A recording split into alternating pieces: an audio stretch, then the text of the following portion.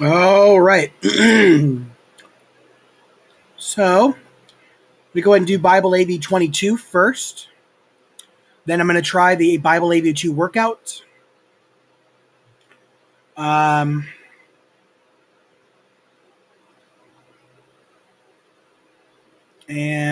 then maybe transcription of the next 3 Genesis chapters. And then I'll do some open stacks. I think that's a good idea. So, let's get straight into it. JW. So, finish at 2. So, 3 to 11.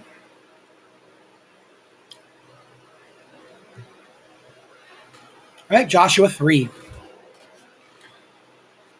Oops. Let me double check and see what headphones are there. All right. Then Joshua got up early in the morning, and he had all the Israelites departed from Shittim and came to the Jordan, and they spent the night there before crossing over. After 3 days, the officers passed through the camp and commanded the people,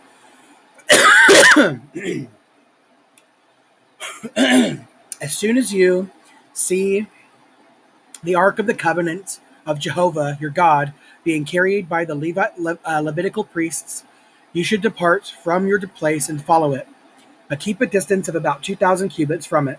Do not come any nearer to it, so that you may know which is the way to go, for you have not traveled on this way before. Joshua now said to the people, "Sanctify yourselves, for tomorrow Jehovah will do wonderful things among you." Then Jehovah said to the priests, "Take up the Ark of the Covenant and pass ahead of the people."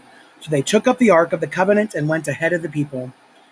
Then Jehovah said to Joshua, "This is the day I will start to exalt you in the eyes of all Israel, so that they may know that I will be with you, just as I was with Moses. You should give this command to the priests carrying the Ark on the covenant of the covenant.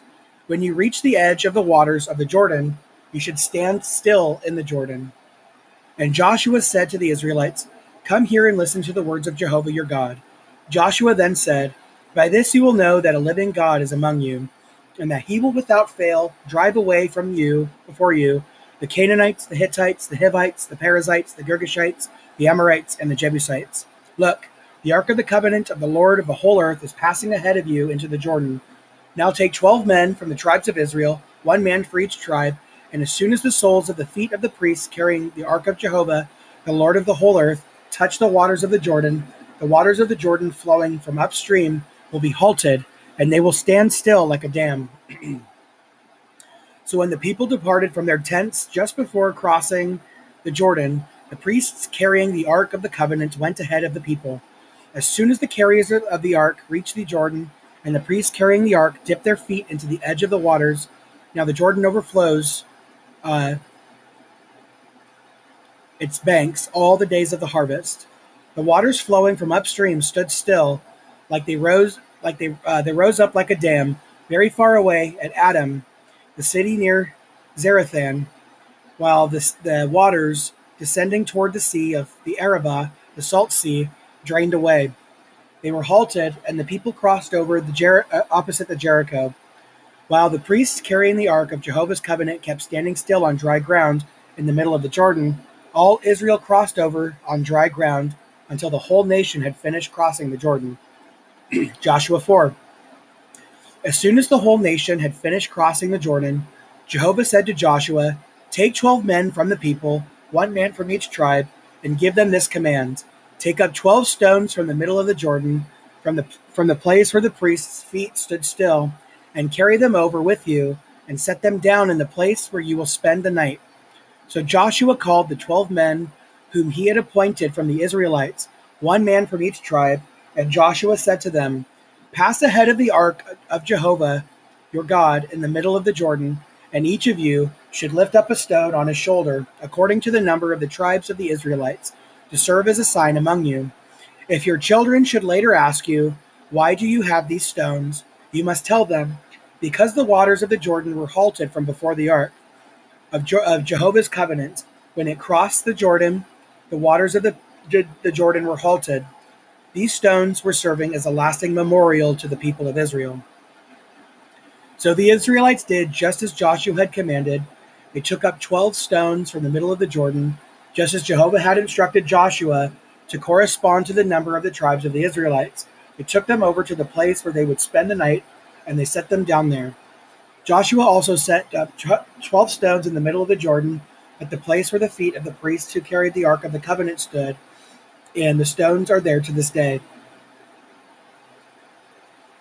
Priests carrying the Ark remained standing in the middle of the Jordan until everything that Jehovah had ordered Joshua to tell the people to do was completed, in harmony with all that Moses had commanded Joshua. All the while, the people hurried across. As soon as all the people had finished crossing over, the Ark of Jehovah and the priests crossed over in the sight of the people. And the Reubenites, the Gadites, and the half-tribe of Manasseh crossed over in the battle formation ahead of the other Israelites, just as Moses had instructed them.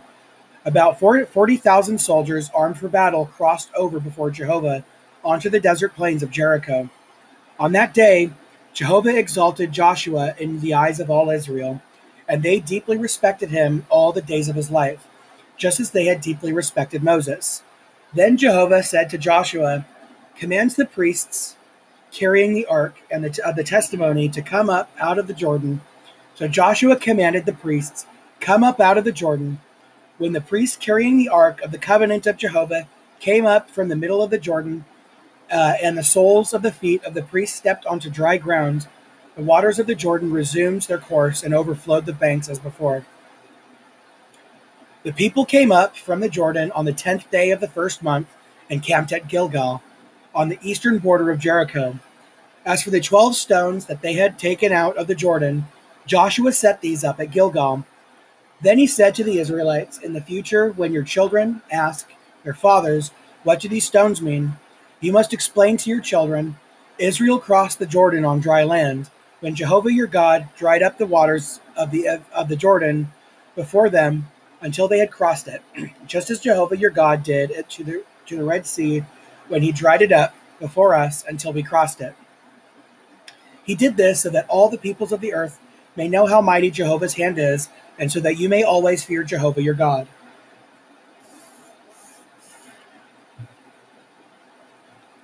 Joshua 5.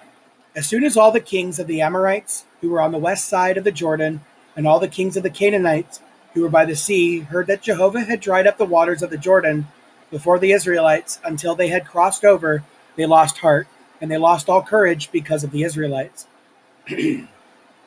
At that time, Jehovah said to Joshua, "Make for yourself flint knives and circumcise the men of Israel again a second time."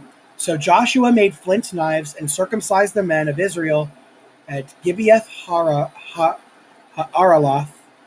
This is why Joshua circumcised them. All the males of the people who left Egypt, all the men of war, had died in the wilderness on the journey after they left Egypt. All the people who left Egypt were circumcised, but all the people born in the wilderness on the journey after they left Egypt were not circumcised. The Israelites had walked for 40 years in the wilderness until the entire nation had died off. That is, the men of war who left Egypt, who did not obey the voice of Jehovah. Jehovah swore to them that he would never let them see the land that Jehovah had sworn to their forefathers to give to us, a land flowing with milk and honey. So he raised up their sons instead of them. These Joshua circumcised. They were uncircumcised because they had not circumcised them during the journey. When they finished circumcising the entire nation, they remained where they were in camp until they recovered. Then Jehovah said to Joshua, "Today I have rolled away from the reproach of Egypt, so that place has been called Gilgal until this day." The Israelites continued to camp at Gilgal, and they observed the Passover on the 14th day of the month, in the evening on the desert plains of Jericho. And they began to eat and produce of the lands the day after the Passover unleavened bread and roasted grains on this same day. And the manna stopped on the following day when they had eaten some of the produce of the land. There was no longer manna for the Israelites, but they began to eat the produce of the land of Canaan in that year. When Joshua was near Jericho, he looked up and saw a man standing in front of him with a drawn sword in his hand. Joshua walked up to him and asked, "Are you on our side or on the side of our adversaries?" To this he said, "No, but I have come as prince of Jehovah's army." With that, Joshua fell with his face to the ground and prostrated himself and said to him, "What does my Lord have to say to his servant?" The prince of Jehovah's army replied to Joshua, "Remove your sandals from your feet, because the place where you are standing is holy." At once Joshua did so. Joshua 6. Now Jericho was tightly shut up because of the Israelites. No one was leaving and no one was entering. Jehovah then said to Joshua, "See, I have handed over to you Jericho and its king and its mighty warriors. All you fighting men should march around the city, going around the city once. That is what you should do for 6 days. Have 7 priests carry 7 ram's horns before the ark. But on the 7th day, you should march around the city 7 times, and the priests should blow the horns. When the ram's horn is sounded, it's as soon as you hear the sound of the horn, all the people should shout a great war cry. Then the wall of the city will fall down flat, and the people must go up, each one straight ahead." So Joshua the son of Nun called the priests together and told them, "Take up the ark of the covenant, and 7 priests should carry 7 ram's horns before the ark of Jehovah." Then he told the people, "Move on and march around the city, and the armed troops should go ahead of the ark of Jehovah." And just as Joshua had spoken to the people, the 7 priests carrying 7 ram's horns before Jehovah went before and blew the horns, and the ark of the covenant of Jehovah was following them. And the armed troops went ahead of the priests who were blowing the horns, and the rear guards followed the ark as the horns were blown continuously. Now Joshua had commanded the people, "Do not shout, nor let your voices be heard. Not a word should come out of your mouths until the day I say to you, 'Shout.' Then shout." He had the ark of Jehovah go around the city, going around it once, after which he returned to the camp and spent the night there. The next morning Joshua got up early, and the priests took up the ark of Jehovah, and 7 priests carrying 7 ram's horns walked before the ark of Jehovah, continuously blowing the horns.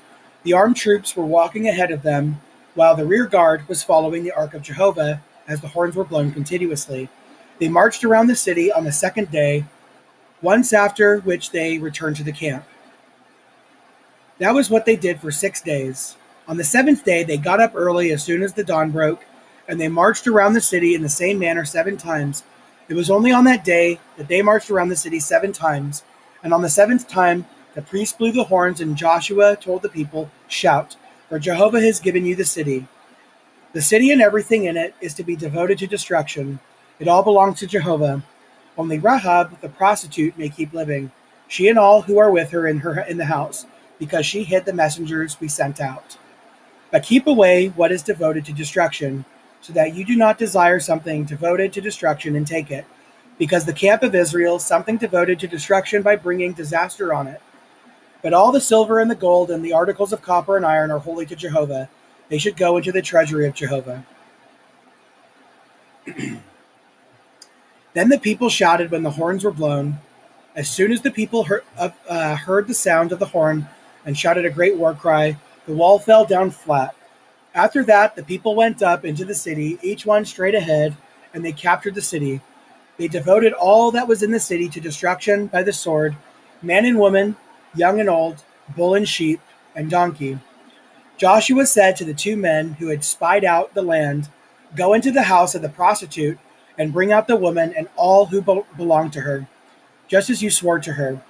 So the young spies went in and brought out Rahab, along with her father, her mother, her brothers, and all who belonged to her. Yes, they brought out her whole family, and they brought them safely to a place outside the camp of Israel.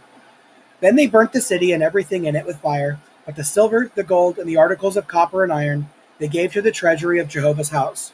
Only Rahab, the prostitute of her father's household, and all who belonged to her were spared by Joshua. And she lives in Israel to this day. because she hid the messengers whom Joshua sent out to spy on Jericho. At that time Joshua pronounced this oath: Cursed be the man before Jehovah who undertakes to rebuild the city of Jericho.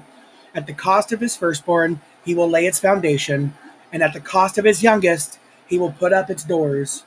So Jehovah was with Joshua, and his fame spread through all the earth.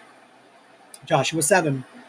But the Israelites were unfaithful with regard to what had been devoted to destruction, for Achan, son of Carmi, son of Zabdi, son of Zerah, of the tribe of Judah, took some of what was devoted to destruction. At this Jehovah's anger blazed against the Israelites. Then Joshua sent men from Jericho to Ai, which is close by Bethaven and east of Bethel, telling them, Go up and spy on the land. So the men went up and spied on Ai. When they returned to Joshua, they told him, Not all of the people need to go up. About 2,000 or 3,000 men are enough to defeat Ai. Do not tire out all the people by making them go, for there are only a few of them. So about 3,000 men went up there, but they had to flee from the men of Ai. The men of Ai struck down 36 men, and they pursued them outside the city gate as far as Shebarim. And they continued striking them down on the descent. So the courage of the people melted and flowed away like water. At this, Joshua ripped his garments and fell with his face to the ground before the ark of Jehovah until the evening, he and the elders of Israel, and they kept throwing dust on their heads. Joshua said, Alas, sovereign Lord Jehovah, why did you bring this people all the way across the Jordan just to hand us over to the Amorites to be destroyed?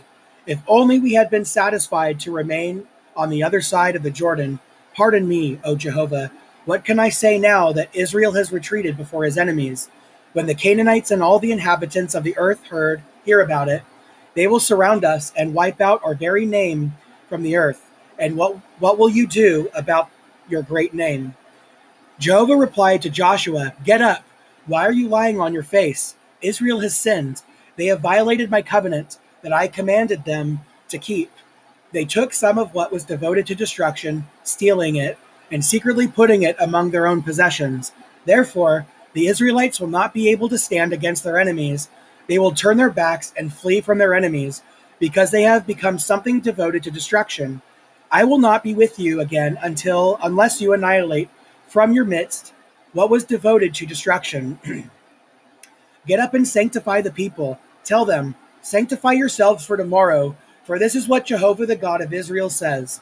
What is devoted to destruction is among you, O Israel. You will not be able to stand against your enemies until you remove from your midst the thing devoted to destruction. You are to present yourselves in the morning, tribe by tribe, and the tribe that Jehovah selects will come near, family by family. And the family that Jehovah selects will come near, household by household. And the household that Jehovah selects will come near, man by man.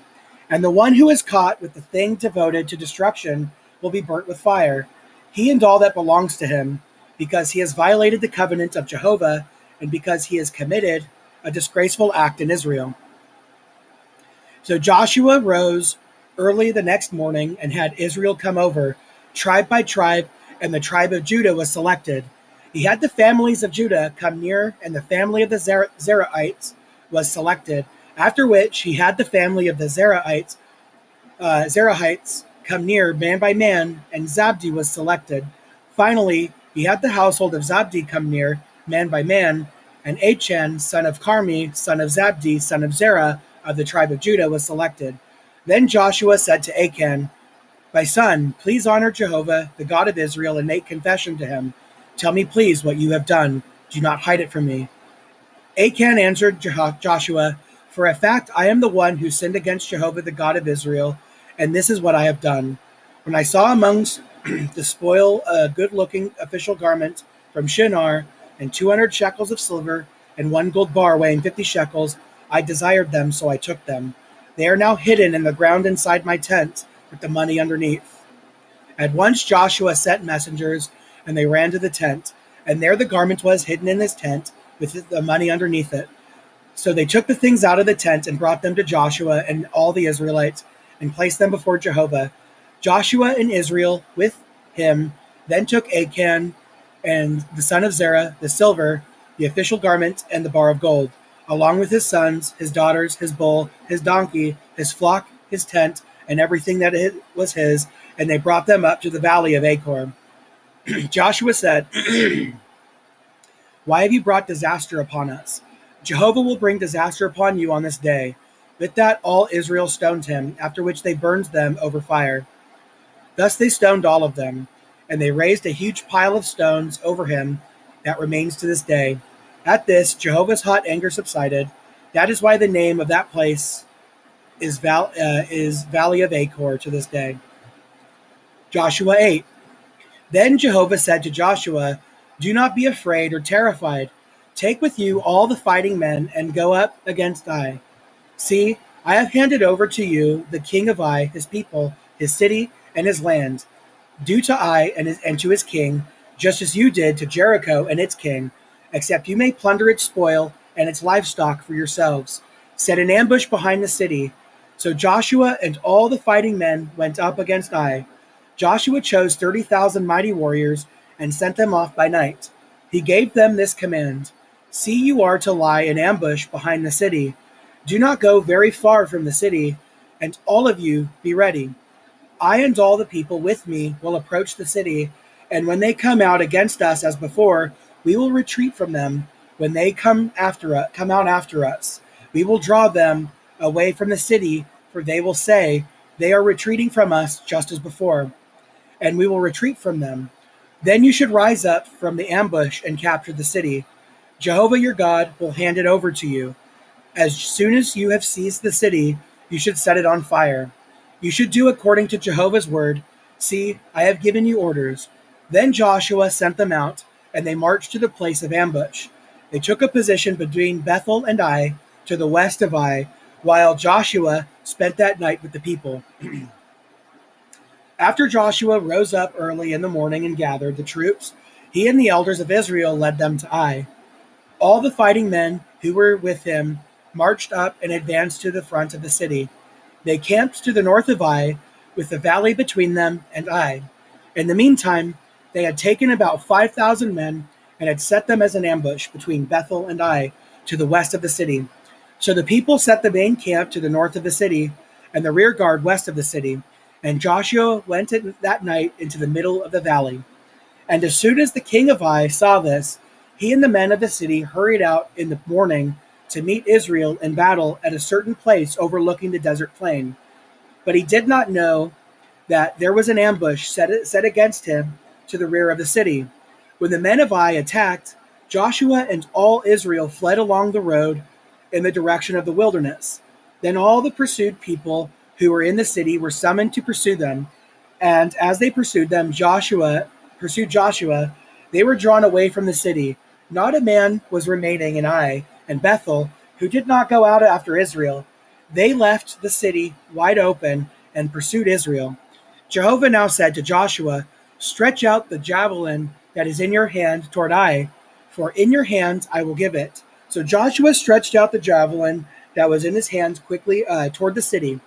The moment he stretched out his hand, the ambush rose up quickly from its place and ran into the city and captured it. They immediately set the city on fire. When the men of Ai turned around, they saw the smoke of the city rising to the sky, and they had no strength to flee in any direction. Then the people who had been fleeing toward the wilderness turned on their pursuers. When Joshua and Israel saw that the ambush had captured the city and saw the smoke of the city rising, they turned around and attacked the men of Ai. And the others came out of the city to meet them, so that the men of Ai were trapped in the middle, with some Israelites on this side, and some on that side, and they struck them down until there was not one survivor or escapee remaining. But they caught the kings of Ai alive and brought him before Joshua. After Israel finished killing all the inhabitants of Ai in the field, in the wilderness where they had pursued them, and every last one of them had fallen by the sword. Then all Israel returned to Ai and struck it with the sword. All those who fell on that day from man to woman amounted to 12,000. All the people of Ai. Joshua did not draw back his hand with which he had stretched out the javelin until he had devoted all the inhabitants of Ai to destruction. However, Israel took the livestock and the spoil of that city for themselves, according to the orders that Jehovah had given to Joshua. Then Joshua burned Ai and reduced it to a permanent mound of ruins, as it remains to this day. He hung the king of Ai on a stake until the evening, and as the sun was about to set, Joshua gave the order to take his dead body down from the stake. Then they pitched it at the entrance of the city gate and raised up a great pile of stones over him, which is there to this day. It was then that Joshua built an altar on Mount Ebal to Jehovah, the God of Israel, just as Moses, the servant of Jehovah, had commanded the Israelites, and as it was written in the book of the law of Moses, an altar of whole stones on which no iron tool has been wielded. On it, they offered up burnt offerings to Jehovah, as well as communion sacrifices. Then he wrote there on the stones of a copy of the law that Moses had written before the Israelites. All Israel, their elders, the officers, and their judges were standing on both sides of the ark in front of the Levitical priests who were carrying the ark of the covenant of Jehovah. The foreign residents were there, as well as the natives. Half of them stood in front of Mount Gerizim, and the other half in front of Mount Ebal, just as Moses, the servant of Jehovah, had previously commanded, to bless the people of Israel. After this, he read aloud all the words of the law, the blessings and the curses, according to all that is written in the book of the law. There was not a word of all that Moses had commanded that Joshua did not read aloud in front of all the congregation of Israel, including the women and children and the foreign residents who were living among them. Joshua 9. When all the kings who were on the west side of the Jordan heard what had happened, those in the mountainous region of the Shephelah, along the entire coast of the Great Sea, and in front of Lebanon, the Hittites, the Amorites, the Canaanites, the Perizzites, the Hivites, and the Jebusites, they formed an alliance to fight against Joshua and Israel. The inhabitants of Gibeon also heard what Joshua had done to Jericho and died.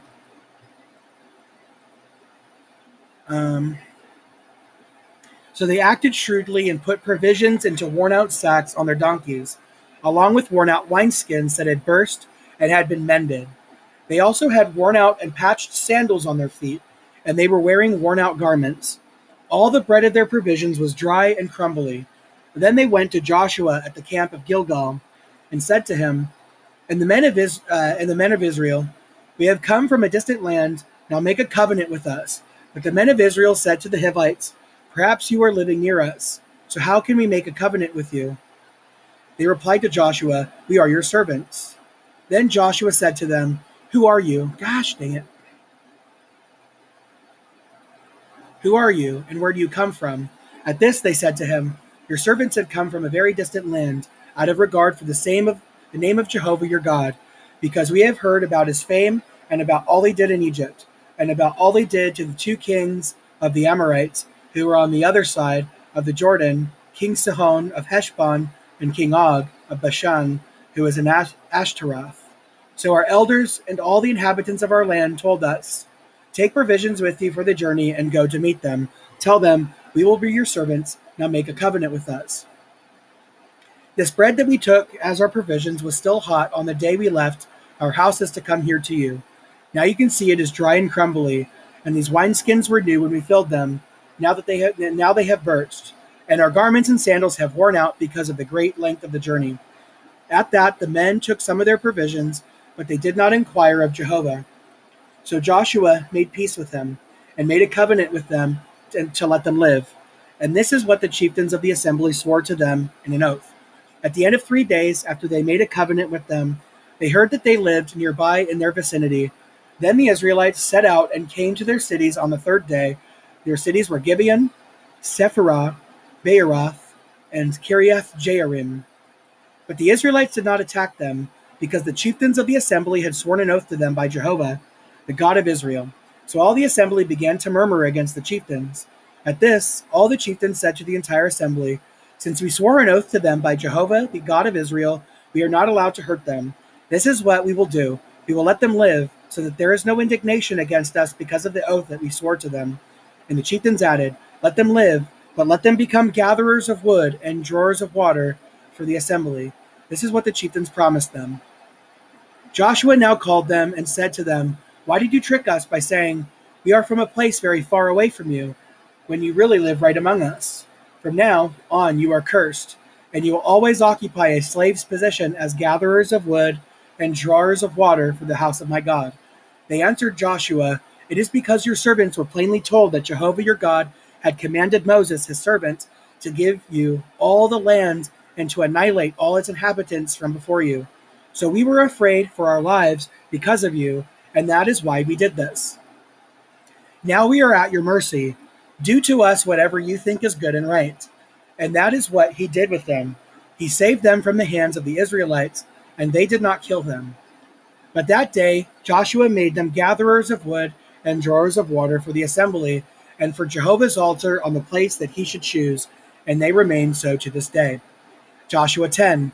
As soon as King Adonizedek of Jerusalem heard that Joshua had captured Ai and devoted it to destruction, doing to Ai and its kings just as he had done to Jericho and its king, and now the inhabitants of Gibeon had made peace with Israel and remained among them, he was greatly alarmed, because Gibeon was a great city, like one of the royal cities. It was greater than Ai, and all its men were warriors. So Adonizedek, king of Jerusalem, sent this message to Hoham, king of Hebron, Piram, king of Jarmuth, Japhiah, king of Lachish, and Debir, king of Eglon. "Come to my aid and let us attack Gibeon, because it has made peace with Joshua and the Israelites." At this the 5 kings of the Amorites, the king of Jerusalem, the king of Hebron, the king of Jarmuth, the king of Lachish, and the king of Eglon, gathered together along with their armies, and they marched on and encamped against Gibeon to fight against it.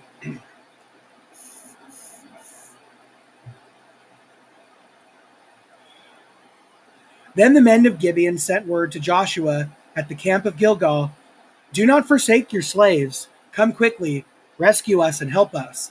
All the kings of the Amorites from the mountainous region have gathered against us." So Joshua went up from Gilgal with all the fighting men and all the mighty warriors. Jehovah then said to Joshua, "Do not be afraid of them, for I have handed them over to you. Not one of them will be able to stand against you." Joshua came against them by surprise after marching all night long from Gilgal. Jehovah threw them into confusion before Israel, and they inflicted a great slaughter on them at Gibeon, pursuing them by way of the ascent of Beth-horon, and striking them down as far as Azekah and Makkedah. While they were fleeing from Israel and were on the descent of Beth-horon, Jehovah hurled great hailstones from the sky on them as far as Azekah, and they perished. In fact, more died from the hail than from the sword of the Israelites. It was then, on that day, that Jehovah routed the Amorites before the eyes of the Israelites, that Joshua said to Jehovah before Israel, "Sun, stand still over Gibeon, and moon over the valley of Aijalon." So the sun stood still, and the moon did not move until the nation could take vengeance on its enemies. Is it not written in the book of Jashar? The sun stood still in the middle of the sky and did not hasten to set up for about a whole day. There has never been a day like that one, either before it or after it, when Jehovah listened to the voice of man, for Jehovah was fighting for Israel. After that, Joshua, together with all Israel, returned to the camp at Gilgal. Meanwhile, the 5 kings fled and hid in the cave of Makkedah. Then it was reported to Joshua, the 5 kings had been found hiding in the cave at Makkedah.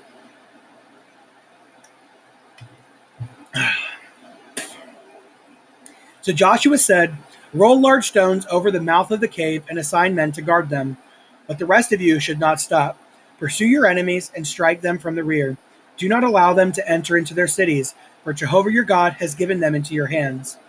After Joshua and the Israelites had finished inflicting a very great slaughter on them, to the point of wiping them out, except for some survivors who escaped and entered into the fortified cities, all the people returned safely to Jehovah at the camp of Makkedah. Not a man dared to utter a word against the Israelites. Then Joshua said, "Open the mouth of the cave and bring the 5 kings out of the cave to me." So they brought to him from the cave these 5 kings, the king of Jerusalem, the king of Hebron, the king of Jarmuth, the king of Lachish, and the king of Eglon. When they brought these kings to Joshua, he summoned all the men of Israel and said to the commanders of the fighting men who had gone with him, "Come forward, place your feet on the back of the necks of these kings." So they came forward and placed their feet on the backs of their necks. Then Joshua said to them, "Do not be afraid or terrified. Be courageous and strong, for this is what Jehovah will do to all your enemies against whom you are fighting." Then Joshua struck them and put them to death and hung them on 5 stakes, and they remained hanging on the stakes until the evening. At sunset, Joshua ordered that they be taken down off the stakes and thrown into the cave where they had hidden themselves. Then large stones were placed at the mouth of the cave, and these remain to this very day.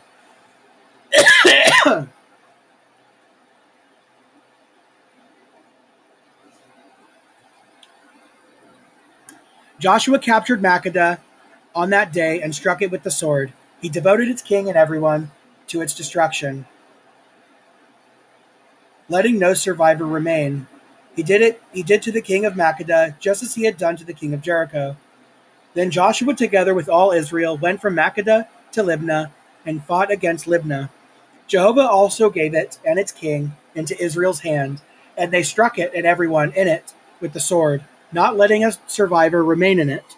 So they did it to its king, just as they had done to the king of Jericho. Next, Joshua, together with all Israel, went from Libnah to Lachish and camped there and fought against it. Jehovah gave Lachish into Israel's hands, and they captured it on the 2nd day. They struck it and everyone in it with the sword, just as they had done to Libnah. Then Horam, king of Gezer, went up to help Lachish, but Josh struck him and his people down until not one survivor remained. Then Joshua, together with all Israel, went from Lachish to Eglon, and camped there and fought against it. They captured it on that day and struck it with the sword. They devoted everyone in it to destruction on that day, just as they had done to Lachish. Then Joshua, together with all Israel, went up from Eglon to Hebron and fought against it.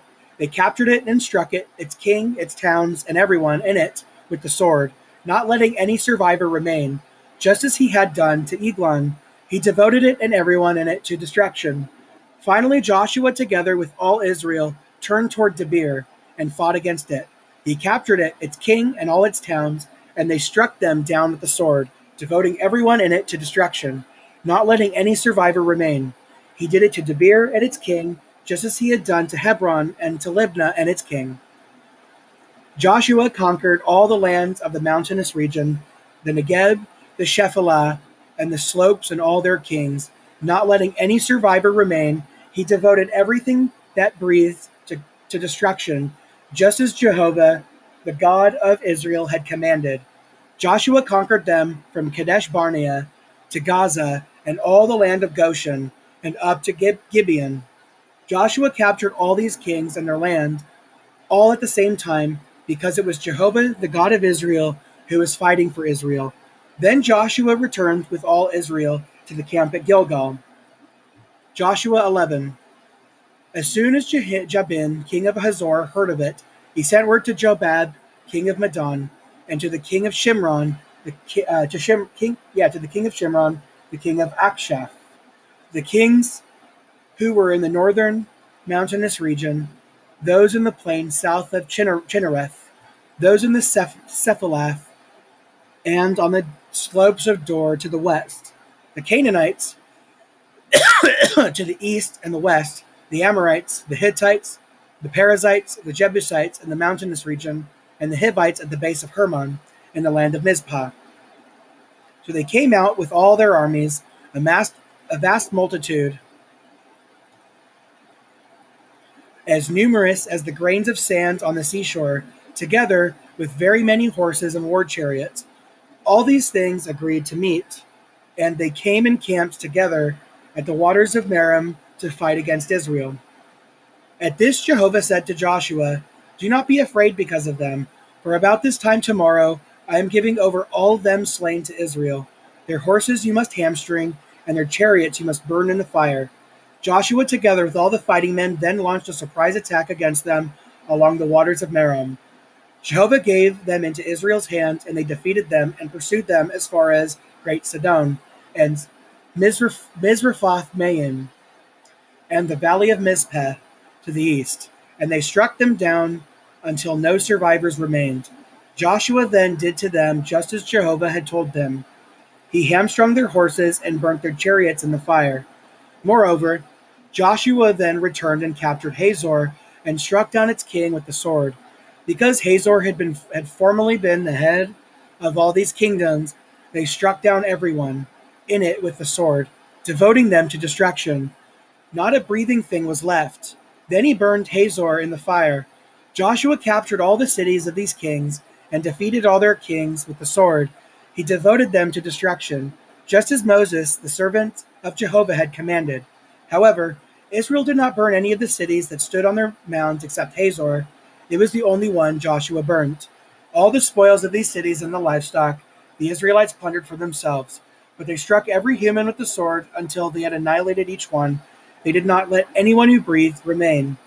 Just as Joshua had commanded Moses, his servant, so Moses commanded Joshua, and so Joshua did. He left nothing undone of all that Jehovah had commanded Moses. Joshua conquered all this land, the mountainous region, all the Negeb, all the land of Goshen, the Shephelah, the Arabah, and the mountainous region of Israel and its Shephelah, from Mount Halak, which goes up to Seir, and as far as Baal-Gad, in the valley of Lebanon, at the base of Mount Hermon. And he captured all their kings and defeated them, putting them to death. Joshua waged war with all these things for quite some time. There was no way that made peace with the Israelites except the Hivites, inhabiting Gibeon. They conquered all the others by war. It was Jehovah who allowed their hearts to become stubborn, so that they waged war against Israel in order for him to devote them to destruction without any favorable consideration. They were to be annihilated just as Jehovah had commanded Moses. At that time, Joshua wiped out the Anakim from the mountainous region, from Hebron, Debir, Anab, and all the mountainous region of Judah, and all the mountainous region of Israel. Joshua devoted them and their cities to destruction. There were no Anakim left in the land of the Israelites. They remained only in Gaza, in Gath, and in Ashdod. So Joshua took control of all the lands just as Jehovah had promised Moses, and then Joshua gave it as an inheritance to Israel by their shares to be divided among their tribes, and the land had rest from war. And that is the end of AV22.